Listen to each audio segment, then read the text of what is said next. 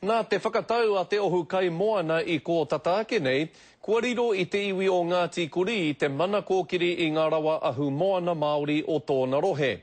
Ka whai wāhi atu a Ngāti Kuri ki ngā rawa taupori, neke atu I te 3 miliona tāra te uara, ara he pūtea, he haunga ika me etahi hea ki roto I te uepu ahu moana o Aotearoa. Kua roa a Ngāti Kuri e whawhai ana mo tēnei mana o tira ko rātau I nai nei te iwi whakamutunga o te tai tokerau ki te whakaoti I tēnei take. Hea I ki te ohu kai moana ko tā rātau mahi I nai nei he toha I ngā rawa tahatai ki ngā iwi o te tai tokerau. Me te whakahau I ngā iwi nei kia mahi tahi rātau. Mea mea ka whakarite anō I wānga I a rātau. Ka wā e ata mau ki ngā pau I whakarite a I roto I ngā kōroa e te hina ka waiho ai tau kume I wānga I a rātau. Pai e te ki ana me whakarite e tātou wahanga hei turuai rātau katoa ki roto.